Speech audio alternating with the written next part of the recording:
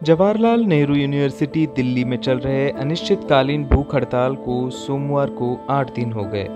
JNU के छात्र संघ द्वारा 11 अगस्त से भूख हड़ताल शुरू की है।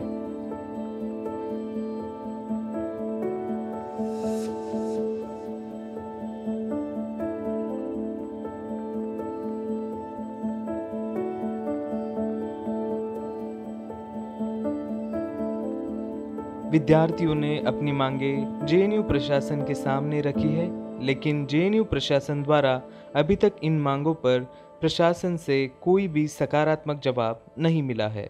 जेएनयूबीसी आ नहीं रही हैं, वो सिर्फ बयान दे रही हैं और उनका बयान इतना बेशर्मी का बयान है कि आप देखिए वो कह रही हैं कि हम इस जेएनयूसी को मानते ही नहीं हैं। यानी अगर इस कैंपस का कोई आम स्टूडेंट अपने डिमांड्स को लेकर बैठेगा तो ये तो उससे बात भी नहीं करेंगी। तो क्या अगर कोई ये वाइस चांसलर स्टूडेंट्स की वाइस चांसलर नहीं है? तो ये सवाल है हमारा। और हमारे जितने मुद्दे हैं बहुत ही जायज़ हैं। हम कह रहे हैं कि 12 साल से एक एमसीएम 2000 रुपये पे अटका हुआ है जो इकोनॉमिकली वीकर सेक्शन के छात्रों को मिलता है। और 2012 में 2000 था और आज भी 2000 है, जबकि वाइस चांसलर से लेकर तमाम कर्मचारियों के पैसे बढ़ गए हैं, पेमेंट बढ़ गया है, महंगाई भत्ता मिलने लगा है, लेकिन उसके साथ हमारा एमसीएम नहीं बढ़ा। और वही देखिए ना, आपकी मेस बिल जो 2012 में 1200-1300 आता था, आज 4500-4600 आने लगा है। उसके साथ हॉस्टल का इशू है कि हॉस्टल बनके तैयार है लेकिन उसको खोला नहीं जा रहा है।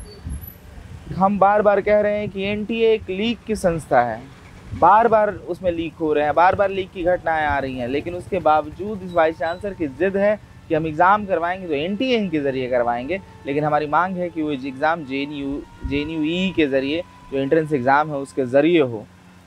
और यही सारे सवालों पर, और लगातार सेक्सुअल हरासमेंट की घटनाएं हो रही हैं। तो हम कह रहे हैं कि एक आईसीसी जो यहाँ एक पपेट बॉडी है आईसीसी, वो क्या करता है, आईसीसी में अगर कोई लड़की कंप्लेन करने जाती है या कोई भी कंप्लेन करने जाता है तो वो पूछता है आईसीसी कि आप रात में, इतनी रात में क्यों घूम रही थी, आप इस तरीके के कपड़े क्यों पहनी थी। इस तरह के सवाल पूछे जाते हैं, विक्टिम ब्लेमिंग किया जाता है और अभी तक कोई जस्टिस इंश्योर नहीं करवा पाया है। और ये सिर्फ वाइस चांसलर की हम बात नहीं कर रहे, इस यूनिवर्सिटी को जिस तरह से टारगेट किया गया है वो बिल्कुल ही एक पॉलिटिकल टारगेट इस सरकार, इस रजीम के ज़रिए किया गया है लगातार। और सिर्फ जेएनयू पे नहीं, हालांकि हायर एजुकेशन पे किया गया है, लेकिन जेएनयू पे वो थोड़ा सा ज़्यादा दिखाई दे रहा है क्योंकि जेएनयू पे लगातार हमले फाइनेंशियली हम पे हो रहे हैं और इसके लिए हम लड़ रहे हैं और पूरी ताकत के साथ लड़ रहे हैं।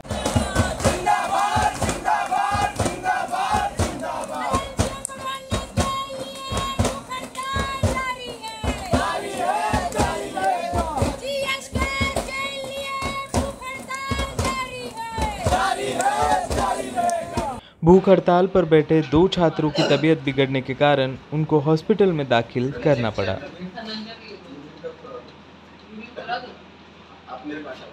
8 दिन से ये लगातार हंगर स्ट्राइक चल रही है, भूख हड़ताल चल रही है। यहाँ पर जितने भी स्टूडेंट बैठे थे हंगर स्ट्राइक के लिए, कुछ की तबीयत बिगड़ी है, कुछ लोगों को हॉस्पिटलाइज किया गया है, लेकिन अभी तक 8 दिन से ज़्यादा हो चुके हैं, लेकिन इनकी मांगे वैसी की वैसी है। प्रशासन की तरफ से अभी तक कोई जवाब नहीं आया है या प्रशासन ने अभी तक विद्यार्थियों की नहीं सुनी है। 16 लोग बैठे थे हंगर स्ट्राइक पर, इंडेफिनिट पर। उसमें जो है आपको अभी 3 दिन पहले 6 लोग बचे थे, 10 लोग उठ गए थे। 3 दिन पहले एक और साथी इफ्तिखार जो है वो इंडेफिनिट पर बैठे, तो 7 लोग अभी बैठे हैं। और जो 10 लोग उठे भी थे वो हेल्थ कारणों से ही उठे, कि खास करके दर्द और फीवर ये ऑलमोस्ट सभी को हो रहा था, वोमिटिंग होना। उसके बाद 10 लोग उठे और अभी जो 7 लोग हैं उनमें 2 तो अभी एम्स गए हैं, पुष्पराज और शुभम। उनको हाई फीवर और पुष्पराज को प्री जॉन्डिस सिम्टम्स, शुभम को टाइफाइड है। और जो बाकी हैं, एक रणविजय हैं जिनको वीकनेस इतनी ज़्यादा है कि वो चल भी नहीं पा रहे हैं खुद से, उसको 2 लोग लग रहे हैं चलने के लिए। और इफ्तिखार को भी लगातार बुखार हो रहा है वो, और बुखार की हालत में है, बुखार की हालत में भी वो कंटिन्यू कर रहे हैं। ये सभी लोगों का जो हेल्थ का कंडीशन है वो मतलब चलने की स्थिति नहीं है, लेकिन तब भी आगे करा रहे हैं। उन्होंने बयान दिया था कि जेएनयू में कोई यूनियन है ही नहीं, तो पहले वो जाएं और कोर्ट से नोटिफाई करा करके लाएं। इन्हीं का एडमिनिस्ट्रेशन था जी, जिनके देख रेख में चुनाव हुआ, रिज़ल्ट आया। और ये सच नहीं है, ये झूठ है कि चुनाव के रिज़ल्ट के बाद जब इलेक्शन कमिश्नर ने रिज़ल्ट सौंपा डीन ऑफ स्टूडेंट्स को, डीन ऑफ स्टूडेंट्स ने प्रोविजनली नोटिफाई किया यूनियन को, और यूनियन प्रोविजनली नोटिफाइड है। तो इसमें सवाल ही नहीं है कि नोटिफाई है कि नहीं। अब दूसरे हिस्से में आते हैं उसके कि आपके कैंपस का स्टूडेंट, मान लीजिए कि अगर यूनियन नोटिफाई हो ना हो, स्टूडेंट तो इसी कैंपस के हैं, रजिस्टर्ड स्टूडेंट हैं, उसकी जिम्मेदारी है वीसी की उनका देख रेख करना।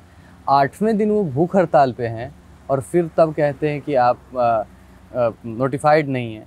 तो ये दिखाता है कि वो कैंपस को लेकर के कितनी सेंसिटिव हैं। मुद्दे तो बाद की बात है, मुद्दे पर बात भी नहीं करने आ रही हैं और कह रही हैं कि आप ये हैं। तो बहुत ही शर्मनाक है।